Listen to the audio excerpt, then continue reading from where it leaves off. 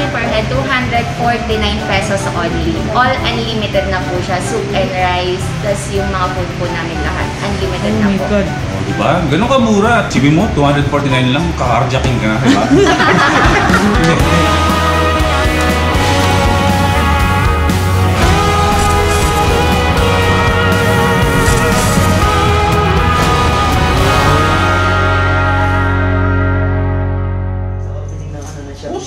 Kung bukal naman sa loob nilang tumulong. Sabi ko naman sa kanya, sige bro, sasabihin ko kasi sila ako mag-ano dun. Oo, sige.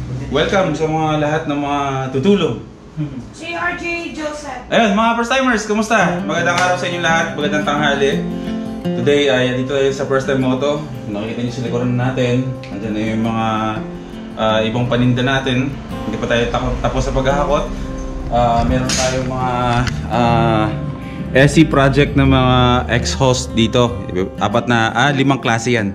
Eto, may mga handle grips na tayo dyan. Madadagdagan pa yan. So, ano ba ang ganap natin today? Wala tayo ibang asikasuhin sa shop kasi bukas pa tayo pupunta ng Makati. Ayun, shoutout kay Jay na taga Caloocan na nagpahiram sa amin ng van. Lalabas tayo, gagawa tayo ng vlog. May i-feature tayo ngayon na restaurant at isang shoe shop. Balik muna tayo sa mga old school na mga pag-vlog ko dati, yung mga nag-feature ng mga kainan. O baka meron kayong mga restaurants o kahit anong negosyo na gusto nyo i-feature ko, i-feature ni Boy First Time, i-email nyo lang ako or i-message nyo lang kami sa page ng Boy First Time. Nandiyan naman yung mga admins para mag-reply para sa inyo, para makarating sa akin. So, today, pupunta tayo ng Carjack Restaurant.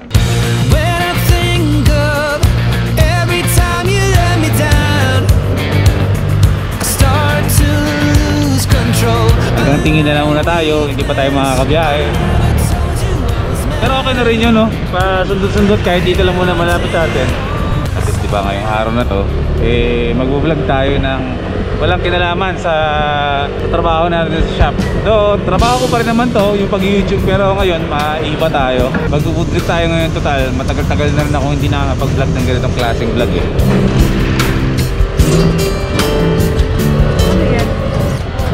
Ano na siya, nauubusan ng tubig eh, tagtuyot eh. Summer, di ba? Bira lang umulan. Labo no? Noong isang buwan, mga ilang buwan, bagyo-bagyo. Tapos ngayon, tuyot na naman. Ayan. Carjack, dine in at your own risk. Diyos ko Lord. Seryoso ba yan? Kasi alam nyo mo bakit dine in at your own risk? Kasi yung mga sinuserve nila dito mga first timers. Ayun no? Makikita niyo mamaya sa taas, unlimited chicharon, bulaklak, lechon, balot, at penoy, okoy, rice, and hindi ko alam kung anong kadugtong niyan, wala na eh. Pero para malaman natin lahat, syempre alamin natin yan. Wala namang restaurant na nagsasabing hindi masarap ang pagkain nila. Lahat yan masarap. So aakit tayo doon sa second floor. Ayan. Pero ready natin yung sarili natin. Kung kakartsakin pa talaga tayo, magalas kumain. Wag muna, joke lang. Kasi yan kasi ang dami pa tayong pangarap eh. Akit tayo doon, titikman natin. Dito tayo magla-lunch. Pwede naman palang tanggalin. Yun na nga yun. Akit na nga tayo. Marking ba ng ano to bro? Carjack? Parang pang lahat. Itong lahat? May mali eh. May kulang bro, may kulang. Alam mo bakit? Bakit?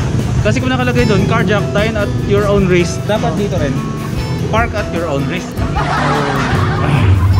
Okay, akit tayo. Mukhang tayo ang pinakaunang customer nila ngayon bro. Tira nyo ha. Normal temperature.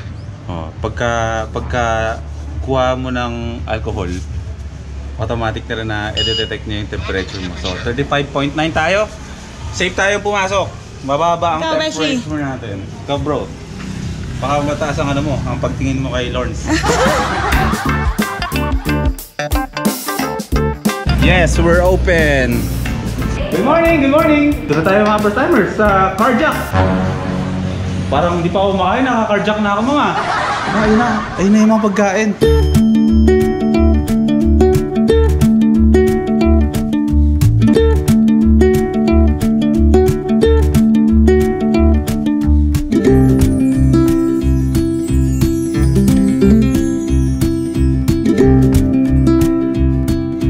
Okay mga first-timers, bago tayo kumain at mukhang natatakam na talaga ako sa mga food na serve sa atin. Andiyan na siya eh, pagdating natin, andiyan na agad eh. Siyempre, papakilala mo natin yung mga staff bago yung boss talaga. Ma'am, ano mga pangalan niyo, ma'am? Crystal po. Kayo, sir? Wens. Si Ma'am Crystal and Sir Wens. Ayan, sila yung mga kasama dito sa Carjack na magsasalubong sa inyo at mag-welcome sa inyo para kumain dito. And siyempre, papakilala ko rin sa inyo. Interviewin na natin konti, siyempre. Hindi naman tayo basta-basta lang kakain dito na hindi natin nalalaman kung ano yung kwento, kung bakit at kung kailan nagsimula yung Carjack. So, ano po muna ma'am yung pangalan niyo po? Pamela po, Pamela Ramos. Pamela, dalawang katawan. Hindi, joke lang. Ma'am, unang tanong ko po sa inyo, may lang naman to. Bakit, dalawa pa rin tanong ko. Bakit po Carjack ang pinangalan nyo sa restaurant dito? Carjack po kasi yung food namin because of Carjack Arrest, right? Kasi ano siya, yung mga foods namin is puro fried. So yung Carjack na English, ginawa namin Tagalog. Para Carjack. unique yung ano niya. Doon po kami nag-base sa name namin. Kasi nung una kong nakita yung page, Carjack, ang lakas agad nung dating sa akin ng Carjack eh. Sa face ko, syempre, pas check ko agad yung pangalan. Hindi, yun ba? Carjack, ang lakas na dating niya. Pag nakikita ng tao, Carjack. So may idea na agad yung mga tao kung ano yung mga Siniserve na food. Oo, mga siniserve dito. So, syempre, yung iba matatakot kasi baka Carjackin talaga. Pero pangalan lang yun. Pero anong klase po ng pagpaprocess po niyo ng food? Kasi ito talaga, kasi natutuwa ako kasi nung nakita ko yung page niyo ma'am, may mga oldies na kumakain dito. Yes po, yes. So ibig sabihin, safe kahit tumikim sila niyan. Yes po. Opo, depende naman po kasi sa tao kung paano nila i-handle yung food namin eh. Kaya po kami madaming choices para kung ano lang talaga yung gusto nila, yun lang po talaga yung kakainin nila. Sa murang amount na babayaran nila. Unlimited pa naman, no? Yes po, 200 plus unlimited lang. po lahat. So syempre, kung bata pa tayo, tulad ko, okay yun, safe yun, bata pa ako. Pero kung medyo may edad-edad na yun, ako rin yung next year. Kasi matanda na ako next year. Babawas ako na. Pero syempre, ayun ma'am, pangalawang tanong ko lang sa'yo, magkakapos na tayo. Kailan nagsimula itong ano? Nag-come up kami kasi one time kumakain ako, mahilig kasi ako sa chicharong bulaklak, sir. Ako din! Mahilig din ako din. Tapos po, parang pag niluluto yung nanay ko, nabibitin ako. Parang naisip ko, gusto ko ng unlimited kumain sa isang restaurant na unlimited yung chicharong bulaklak. Oh. Which is wala pa akong nakita dito sa Bulacan. Di ba po? Tapos naisip ko din, sige magtayo kaya ako ng unlimited na chicharong bulaklak. Tapos samahan ko pa ng mga lechong kawali, sisig, yung mga ganun po na unlimited. Doon po kami nag-start ng family ko na magtayo ng ganitong restaurant. Kasi kung tutuusin naman talaga eh, kapag kumakain tayo sa labas, kapag may chicharong bulaklak, masarap siya, pero yung sinaserve sa'yo, bitin. Opo. Laging opo. bitin, di ba? Parang Yes, ganun. po. Parang so, ayun lang. Susubukan natin yung mga food nila dito sa harapan natin. Siyempre, pasalamat tayo. Siya, si ma'am, siya yung nanalo sa tawag na tanghalan. Si Janine Berdington. May nagsabi sa inyo, kamukha mo? Hindi po. O tayo nawas, kamukha niya. So, nakakatuwa na nagkaroon na siya ng business. Kamukha mo. Thank you. So, ayun ma'am, maraming salamat. Itatry na po natin Ay, sige po. Ay, siyempre, ibigay na natin yung presyo ma'am kasi Okay po. since unlimited naman dito, so fixed ang price niyan, di ba? Opo. Ang price po namin per head, 249 pesos only. All unlimited na po siya. Soup and rice, tas yung mga food po namin lahat. Unlimited na po. Oh, di ba? Ganun ka mura. 250 plus lang. Hindi, 49 piso na lang. 250. 250 na. 249. Ayun. Sibin mo, 249 lang. Kakarjacking ka na, di ba? Hindi, joke lang. Sige, tikman na po namin, ma'am. Opo. Tikman namin.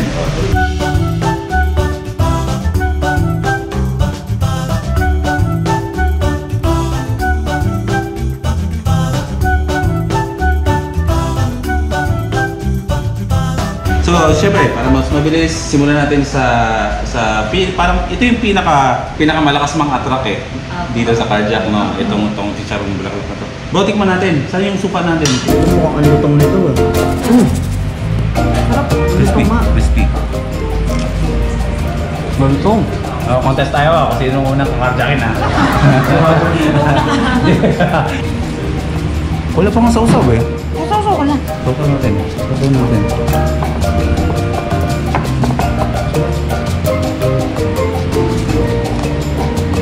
Hindi nagkakatalo din to kung crispy siya tsaka yung suka mismo na sausawan masarap. Crispy siya, pero hindi siya yung parang pasunog. Hindi naman ako. Hindi, crispy yung balat niya bro. Siyempre, malambot ito. Tender. Oo, ganoon dapat. Ito ako sa gulay. Ito naman po, ay ano nga po to? Kare-kare. Kare-kare ito. Pero gusto ko na magkanin. Masarap yan. Sabay-sabay sila. Sarap.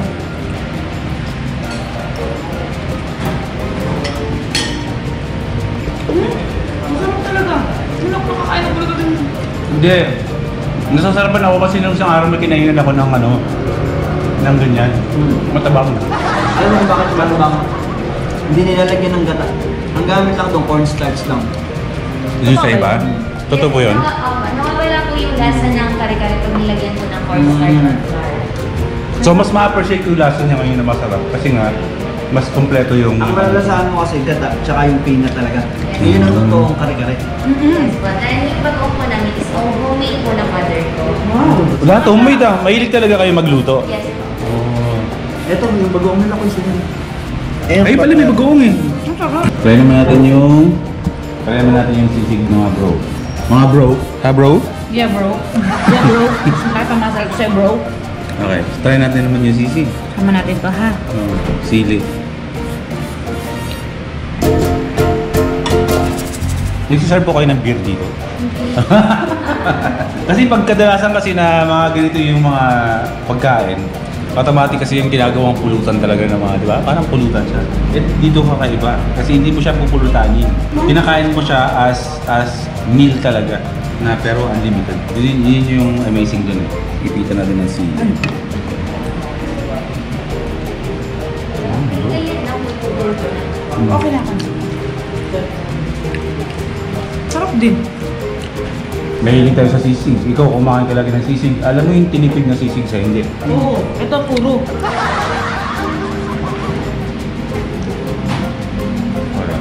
Okay, ano tayo? Sharon, para tuloy-tuloy na yung kain natin mamaya. Ito. Oh, my God. Kahit kanina pa ito. Ang crispy, oh. Ano ako? Ano sauce ito?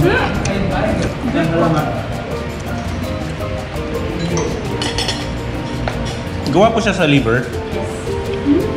Tingnan niyo bro. Iba. No? Anong iba? Ano talaga? Parang mas Mang Tomas siya na... Pero alam mo, iba siya sa Mang Tomas eh. Pang-lechon talaga. Tingnan mo bro. Ito naman ay... Ano po ito? Sisig tofu. May din ako sa tofu. Paboritong lutuin ito sa bahay. Na may... sisig... tofu with oyster sauce. Palagi kinakain ko. Ngayon ang makakakim ng sisig tofu. Paborito yun ng mga delivery rider. Ano? Yun tofu. Bakit? Pagka mag-deliver, tofu. Deliver. Kuha natin.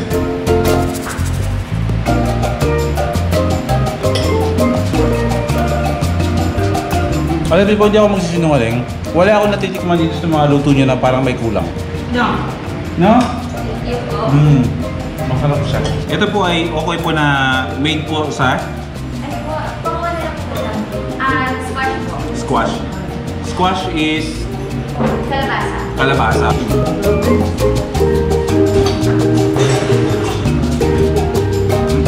At syempre, yung balut. Ano po ba ma'am, dito ako na curious eh. Anong pinagkaiba ng balot na to sa balot ng iba? Nagbabay. Ito ba homemade ba to? Homemade din yan eh. Akala ko homemade na rin to eh. Kami lang po yung nagpakulo. Na kayo na napakulo? Okay. So ito yung balot na to is Hindi naman to bago sa atin. Pero ang kagandahan nga dito, kasi may mga taong malakas kumain ng balot. Ako dati, nakakaramdam ako ng umay kapag nakaka-6 or 7 balot na ako. Tapos, meron akong katabing matanda na kumakain din sa akin. Alam niyo po ba kung ilang kaya niya ubusin na balot sa isang gabi? 16 na balot. Pero matanda na siya. As in, kaya niya ubusin. Kaya nga minsan, pag sumusobra na siya, yung kaibigan namin na sinanay na nagtitinda ng balot, hindi na siya pinapabalik. Sa susunod na araw ka na bumalik, huwag ka nang babalik. Pero so, dito, kasama dito to sa package na 249, yung mga balot dito. Siguro, hanggat kaya, hindi ko ina-advise sa inyo na upakan nyo lahat. Isipin nyo yung sarili. Pero, syempre, may maitutulong din naman sa atin yung mga sustansya ng balot na yan. Kung ano lang yung kaya ninyo, yun lang ang kainin nyo. Okay? Para safe tayo. Ito naman po, ano po to? Penoy. Penoy din. Pag-iway ko penoy. Di ba dapat letter P? Kasi alam ko kung bakit ito. Itlog. I-search nyo lang yung cardiac. As in, kahit mismong word nga na cardiac. Pag sinearch mo siya sa Waze and Google Maps, ituturo na kayo agad dito. Napakadapit lang. At hindi siya mahirap hanapin kasi along the highway siya. So, ayan, kakain muna kami ng matiwasay. Okay?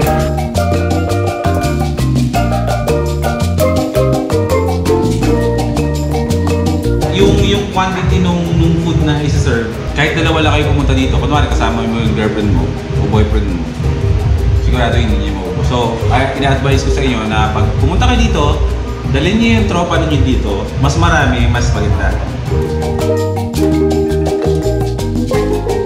Thank you, Mama! Okay, mga first timers! Grabe, nabusog kami dun. Talagang hitik na hitik yung mga tiyan namin ngayon sa mga kabusugan.